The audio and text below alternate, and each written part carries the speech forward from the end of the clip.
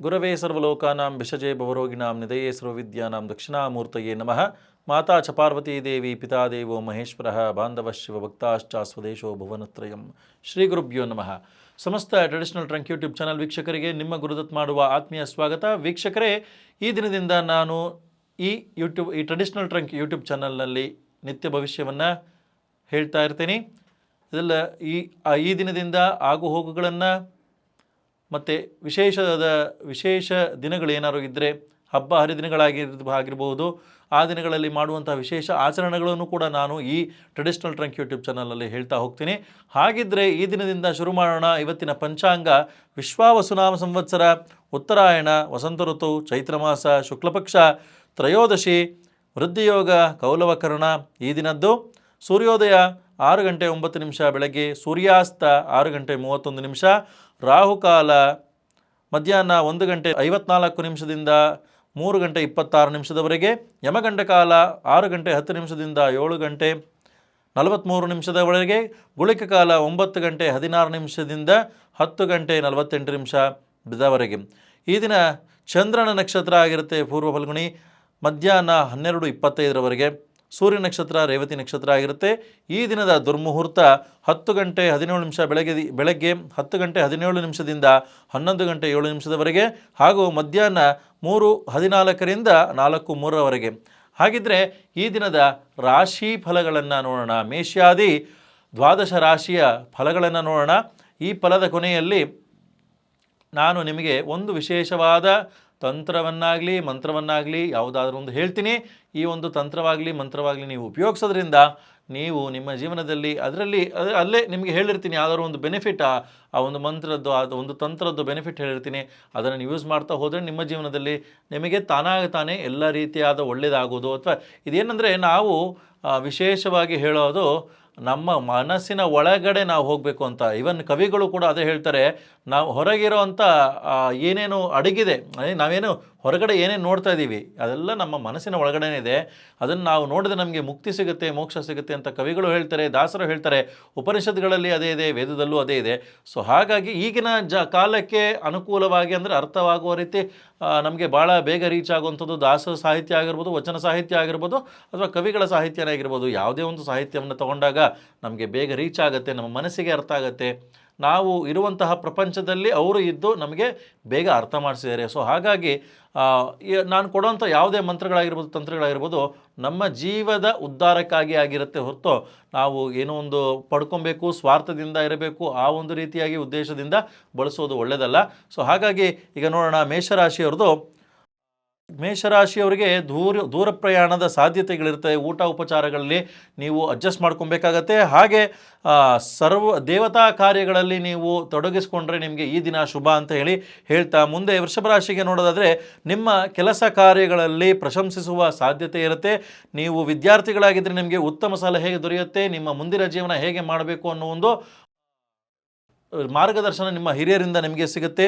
ದೈನಂದಿನ ಕೆಲಸದಲ್ಲಿ ಸ್ವಲ್ಪ ನಿಮಗೆ ಹೆಚ್ಚು ಒತ್ತಡ ಇರುವಂಥ ಸಾಧ್ಯತೆಗಳಿರುತ್ತೆ.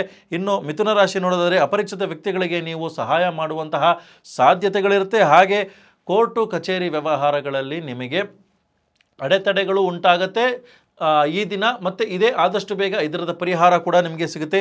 ಇನ್ನು ಕಟಕ ರಾಶಿಯನ್ನು ನೋಡೋದಾದರೆ ನಿಮ್ಮ ಸ್ವಂತ ಕೆಲಸಗಳಲ್ಲಿ ಮೇಲೆ ನಿಮಗೆ ಹೆಚ್ಚು ಗಮನ ಹರಿಸಿದರೆ ಬಹಳ ಒಳ್ಳೆಯದು. ಸಿಂಹರಾಶಿಗೆ ಹೋಗೋದಾದರೆ ಮನೆಯಲ್ಲಿ ವಸ್ತುಗಳನ್ನು ಆರ್ಗನೈಸ್ ಮಾಡಿ, ಮನೆಯಲ್ಲಿ ಇರುವಂತಹ ವಸ್ತುಗಳನ್ನು ನೀಟಾಗಿ ಇಟ್ಕೊಂಡು, ನಿಮ್ಮ ಮನೆ ನಿಮ್ಮ ಚೊಕ್ಕಟವಾಗಿರಲಿ, ನಿಮ್ಮ ಸುತ್ತಮುತ್ತದ ವಾತಾವರಣ ಚೊಕ್ಕಟವಾಗಿರಲಿ, ಅದರಿಂದ ನಿಮ್ಮ ಮನಸ್ಸಿಗೆ ನೆಮ್ಮದಿ ತರುವಂತಹ ಕಾರ್ಯ ಈ ದಿನ ಆಗತ್ತೆ. ಇನ್ನು ಕನ್ಯಾ ರಾಶಿ ನೋಡೋದಾದರೆ ಮಕ್ಕಳ ಆರೋಗ್ಯದ ಮೇಲೆ ಸ್ವಲ್ಪ ನೀವು ಗಮನ ಹರಿಸಬೇಕಾಗತ್ತೆ. ಮಕ್ಕಳ ಆರೋಗ್ಯದಲ್ಲಿ ಏರುಪೇರಾದರೆ ಇಷ್ಟ ದೇವರನ್ನು ನೀವು ಪ್ರಾರ್ಥನೆ ಮಾಡಿ ಅದನ್ನು ಸರಿ ಮಾಡಿಕೊಳ್ಳುವಂಥ ಒಂದು ಪ್ರಯತ್ನವನ್ನು ಮಾಡಿ. ಈ ದಿನ ಬ್ರೋಕರ್ಗಳು ಯಾರು ಕನ್ಯಾ ರಾಶಿಯವರಿದ್ದರೆ ಅವರಿಗೆ ಈ ದಿನ ಶುಭ ದಿನವಾಗಿರುತ್ತೆ. ಇನ್ನು ತುಲಾರಾಶಿ ನೋಡೋದಾದರೆ ತಂದೆ ತಾಯಿಯರ ಮಾತಿಗೆ ನೀವು ಬೆಲೆಯನ್ನು ಕೊಟ್ಟು ಗೌರವವನ್ನು ಕೊಡಿ. ಗೆಳೆಯರ ಸಹಾಯದಿಂದ ನೀವು ಅಂದ್ಕೊಂಡಿರೋಂಥ ಕೆಲವು ಕೆಲಸಗಳು ಈ ದಿನ ಮುಕ್ತಾಯಗೊಳ್ಳಬಹುದು. ಸುಮಾರು ದಿವಸದಿಂದ ಅದು ನಡೀತಾನೇ ಇಲ್ಲ ಅಂತ ಇದ್ದರೆ ಅದು ಈ ದಿನ ನೆರವೇರಬಹುದು. ಈ ದಿನ ಯಶಸ್ಸು ನಿಮ್ಮ ಯೋಜನೆಗಳಲ್ಲಿ ನಿಮಗೆ ಯಶಸ್ಸು ಕಾಣುವಂತಹ ಸಾಧ್ಯತೆಗಳಿದೆ. ಇನ್ನು ವೃಶ್ಚಿಕ ರಾಶಿ ನೋಡೋದಾದರೆ ವೃಶ್ಚಿಕ ರಾಶಿಗಳಿಗೆ ಗಿಡ ಮರಗಳಿಗೆ ನೀರು ಹಾಕಿ ಈ ದಿನ ನೀವು ಮಾಡುವಂತಹ ಯಾವುದೇ ಕೆಲಸ ಮಾಡೋಕ್ಕೆ ಮುಂಚೆ ಗಿಡ ಮರಗಳಿಗೆ ನೀರು ಹಾಕಿ ಅದಕ್ಕೊಂದು ಪ್ರಾರ್ಥನೆಯನ್ನು ಸಲ್ಲಿಸಿ ಮುಂದೆ ಹೋದರೆ ನೀವು ಮಾಡುವಂತಹ ಎಲ್ಲ ಕೆಲಸಗಳು ಯಶಸ್ಸಾಗುತ್ತೆ. ಮತ್ತು ಈ ದಿನ ಆರೋಗ್ಯಕ್ಕೆ ಸಂಬಂಧಪಟ್ಟಂಗೆ ಸ್ವಲ್ಪ ಸಮಸ್ಯೆ ಆಗುವಂತಹ ಸಾಧ್ಯತೆಗಳಿದೆ. ಇನ್ನು ಧನಸ್ಸು ರಾಶಿ ನೋಡೋದಾದರೆ ಈ ದಿನ ನೀವು ಮಾಡೋ ಕೆಲಸದಿಂದ ಸ್ವಲ್ಪ ಹೆಚ್ಚಿನ ಪ್ರಮಾಣದಲ್ಲಿ ನೀವು ನಿರೀಕ್ಷೆಯನ್ನು ಇಟ್ಕೊಬಹುದು. ನಿಮಗೆ ಯಶಸ್ಸು ಖಂಡಿತ ಈ ದಿನ. ಮತ್ತು ಬ್ಯಾಂಕಿಂಗ್ ಸೆಕ್ಟರ್ನವರಿಗೆ ಸ್ವಲ್ಪ ರಿಲೀಫ್ ಸಿಗುತ್ತೆ. ಈ ದಿನ ಸ್ಟ್ರೆಸ್ಸಿಂದ ಸ್ವಲ್ಪ ಕಮ್ಮಿ ಆಗುತ್ತೆ. ಶಿವನ ಆರಾಧನೆ ಈ ದಿನ ನಿಮಗೆ ಶುಭವನ್ನು ತಂದುಕೊಡುತ್ತೆ. ಮಕರ ರಾಶಿಯವರು ನೋಡೋದಾದರೆ ಎಲೆಕ್ಟ್ರಾನಿಕ್ ವಸ್ತುಗಳನ್ನು ಖರೀದಿ ಮಾಡುವಂತಹ ಸಾಧ್ಯತೆಗಳಿರುತ್ತೆ. ಹಾಗೆ ಎಲೆಕ್ಟ್ರಾನಿಕ್ ವಸ್ತುಗಳನ್ನು ಮಾರೋರು ಯಾರಿರ್ತಾರೆ ಅವರಿಗೆ ಅಧಿಕ ಲಾಭ ಕೂಡ ಇರುತ್ತೆ. ಇವತ್ತು ಮನೆಯಲ್ಲಿ ಇರುವಂತಹ ಹಳೆಯ ವಸ್ತುಗಳನ್ನು ವಿಲೇವಾರಿ ಮಾಡಿ ಈ ದಿನ ನೀವು ಹೊಸ ವಸ್ತುವನ್ನು ಖರೀದಿ ಮಾಡಿ ನಿಮ್ಮ ಈ ದಿನವನ್ನು ಸಂತಸವಾಗಿ ಇಟ್ಕೊತೀರಾ. ನೀವು ವಿಷ್ಣುವಿನ ಆರಾಧನೆ ಮಾಡಿದ್ರೆ ಈ ದಿನ ನಿಮಗೆ ಶುಭವಾಗಿರ್ತದೆ. ಕುಂಭರಾಶಿಯನ್ನು ನೋಡೋದಾದರೆ ಹಣ ಖರ್ಚು ಮಾಡುವುದು ಈ ದಿನ ನೀವು ಜಾಸ್ತಿ ಅಂತ ಹೇಳಿ ಸಂಭವ ಇದೆ. ಹಣ ಜಾಸ್ತಿ ಖರ್ಚು ಮಾಡೋದಕ್ಕೆ ವಿನಾಕಾರಣ ಖರ್ಚು. ಈಗ ನಿಮಗೆ ಯಾವುದೋ ಒಂದು ವಸ್ತು ಅವಶ್ಯಕತೆ ಇರುತ್ತೆ, ಆ ವಸ್ತು ಜೊತೆಗೆ ಬೇರೆ ಬೇರೆ ವಸ್ತುಗಳು ಖರೀದಿ ಮಾಡ್ಬೋದು, ಅಥವಾ ವಸ್ತು ಅವಶ್ಯಕತೆ ಇಲ್ಲದರೂ ಅದನ್ನು ಖರೀದಿ ಮಾಡ್ಕೊಂಬಂದು ನಿಮ್ಮ ಹಣ ವ್ಯಯ ಮಾಡಿಕೊಳ್ಳುವಂತಹ ಸಾಧ್ಯತೆಗಳಿರುತ್ತೆ. ಸೊ ಹಾಗಾಗಿ ಹಣ ಖರ್ಚು ಮಾಡುವಾಗ ಬಹಳ ಎಚ್ಚರದಿಂದಿರಿ. ವಿನಾಕಾರಣ ಖರ್ಚು ಮಾಡಬೇಡಿ. ವಿನಾಕಾರಣ ಯಾರೊಟ್ಟಿಗೂ ಅನಾವಶ್ಯಕವಾಗಿ ಮಾತಾಡಲಿಕ್ಕೆ ಹೋಗಬೇಡಿ. ಮನಸ್ಸಿಗೆ ಆನಂದ ಉಂಟು ಮಾಡುವಂತಹ ಕೆಲಸಗಳನ್ನು ಆದಷ್ಟು ನೀವು ಮಾಡಿದರೆ ಈ ದಿನ ಒಳ್ಳೆಯದು. ಇನ್ನು ಮೀನರಾಶಿ ನೋಡೋದಾದರೆ ದೂರ ಪ್ರಯಾಣ ಮಾಡಲು ಹೊರಟರು, ಆದರೂ ಅದು ಈ ದಿನ ನಿಮಗೆ ಆಗೋದಿಲ್ಲ. ದೂರ ಪ್ರಯಾಣ ಏನಾದ್ರು ನಿಮ್ಮ ಮನಸ್ಸಲ್ಲಿದೆ, ನಾನೆಲ್ಲೋ ಹೋಗಬೇಕು ಅಂದ್ಕೊಂಡಿದ್ದೀನಿ ಅಂದರೆ ಅದನ್ನು ಸ್ವಲ್ಪ ಮುಂದೂಡೋದು ಒಳ್ಳೆಯದು. ಅದರಿಂದ ಸ್ವಲ್ಪ ಆಘಾತಗಳು ಏನಾರು ಆಗೋದು ಅಥವಾ ಅಡಚಣೆಗಳು ಬರುವಂಥ ಸಾಧ್ಯತೆಗಳಿದೆ. ಮತ್ತು ನಿಮಗೆ ಮೂಳೆ ಸಂಬಂಧಿತ ಅಥವಾ ದಂತ ಸಂಬಂಧಿತ ಕಾಯಿಲೆಗಳು ಕಾಡುವಂತಹ ಸಾಧ್ಯತೆಗಳು ಇವತ್ತು. ಹಲ್ಲು ನೋವು ಸ್ವಲ್ಪ ಇರುತ್ತೆ, ಅದನ್ನು ನೀವು ಮೆಡಿಸಿನ್ ತೊಗೊಂಡು ಕಮ್ಮಿ ಮಾಡ್ಕೊತಾ ಇರ್ತೀರ ಅಂದರೆ ಅದು ಸ್ವಲ್ಪ ಎದ್ದು ಕಾಣುವಂತಹ ಸಾಧ್ಯತೆಗಳಿರುತ್ತೆ.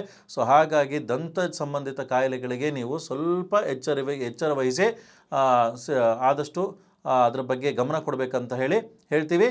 ಹಾಗೆ ನಾನು ವಿಡಿಯೋ ಸ್ಟಾರ್ಟಿಂಗ್ನಲ್ಲಿ ಹೇಳಿದ್ದೆ, ಯಾವುದಾದ್ರು ಒಂದು ಟಿಪ್ ಕೊಡ್ತೀನಿ ನಿಮಗೆ. ಮನುಷ್ಯರಿಗೆ ಬೇಕಾಗಿರೋದು, ಮನುಷ್ಯ ಯಾವಾಗಲೂ ಧರ್ಮದಿಂದ ಇರಬೇಕು. ಧರ್ಮದಿಂದ ಇರಲಿಕ್ಕೆ ಆಸೆ ಬೇಕು ಅಂದರೆ ಕಾಮದಿಂದ ಇರಲಿಕ್ಕೆ ಅರ್ಥ ಬೇಕು ಅಂದರೆ ದುಡ್ಡು ಬೇಕು. ಅದಾದ ನಂತರ ಮೋಕ್ಷ ಸಿಗುತ್ತೆ. ಈ ಒಂದು 4ನ್ನು ಕೊಡುವಂಥ ಒಂದು ವಿಶೇಷವಾದ ಮಂತ್ರ, ಈಶ್ವರನ ಮಂತ್ರ. ನಾವು ರುದ್ರಾಭಿಷೇಕವನ್ನು ಮಾಡುವಾಗ ಪ್ರತಿ ಬಾರಿ ಹೇಳುವಂಥದ್ದು ಅದೇ ಮಂತ್ರ, ಓಂ ನಮೋ ಭಗವತೆ ರುದ್ರಾಯ ಅಂಥೇಳಿ.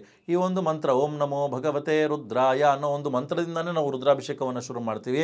ಈ ಒಂದು ಮಂತ್ರ ಓಂ ನಮೋ ಭಗವತೆ ರುದ್ರಾಯ ಅನ್ನೋ ಒಂದು ಮಂತ್ರವನ್ನು ಪ್ರತಿನಿತ್ಯ ಯಾರು ಯಥಾಶಕ್ತಿ ಜಪ ಮಾಡ್ತಾ ಬರ್ತಾರೆ ಅಥವಾ ಮನಸ್ಸಿನಲ್ಲಿ ಸ್ಮರಣೆ ಮಾಡ್ತಾ ಬರ್ತಾರೆ ಅವರಿಗೆ ಖಂಡಿತವಾಗಿಯೂ ಚತುರ್ವಿಧ ಫಲ ಅಂದರೆ ಈಗ ನಾನು ಹೇಳ್ದಂಗೆ ಧರ್ಮ ಅರ್ಥ ಕಾಮ ಮೋಕ್ಷ ಲಭಿಸುತ್ತೆ ಅಂತ ಹೇಳ್ತಾ ಈ ವಿಡಿಯೋನ ಇಲ್ಲಿ ಮುಗಿಸ್ತಾ ಇದ್ದೀನಿ. ನಿಮಗೆ ನಮ್ಮ ವಿಡಿಯೋ ಇಷ್ಟ ಆಗಿದರೆ ನಮ್ಮ ವಿಡಿಯೋಗೊಂದು ಲೈಕ್ ಕೊಡಿ. ನಮ್ಮ ಚಾನಲ್ ಟ್ರೆಡಿಷ್ನಲ್ ಟ್ರಂಕ್ ನೀವಿನ್ನೂ ಸಬ್ಸ್ಕ್ರೈಬ್ ಮಾಡಿಲ್ಲ ಅಂದರೆ ಈಗಲೇ ಸಬ್ಸ್ಕ್ರೈಬ್ ಮಾಡಿ. ಪ್ರತಿನಿತ್ಯ ನಾನು ಒಂದು ರೀತಿಯಾದ ಒಂದು ದಿನ ಭವಿಷ್ಯವನ್ನು ಹೇಳ್ತಾ ಹಾಗೆ ನಿಮ್ಮ ಜೀವದ ಉದ್ಧಾರಕ್ಕಾಗಿ ಒಂದು ಟಿಪ್ಸ್ನ ಕೊಡ್ತಾ ಇರ್ತೀನಿ. ಹಾಗೆ ಮುಂದೆ ಹಬ್ಬ ಹರಿದಿನಗಳಲ್ಲಿ ಮಾಡುವಂತಹ ವಿಶೇಷ ಪೂಜೆ ಪುನಸ್ಕಾರಗಳ ಬಗ್ಗೆ ಮಾಹಿತಿಯನ್ನು ನೀಡ್ತಾ ಇರ್ತೀನಿ ಅಂತ ಹೇಳ್ತಾ ಇವತ್ತಿನ ವಿಡಿಯೋ ನಾನಿಲ್ಲಿ ಮುಗಿಸ್ತಾ ಇದ್ದೀನಿ. ಸರ್ವೇ ಜನ ಸುಖಿನೋ ಭವಂತು. ಶ್ರೀರಾಮ.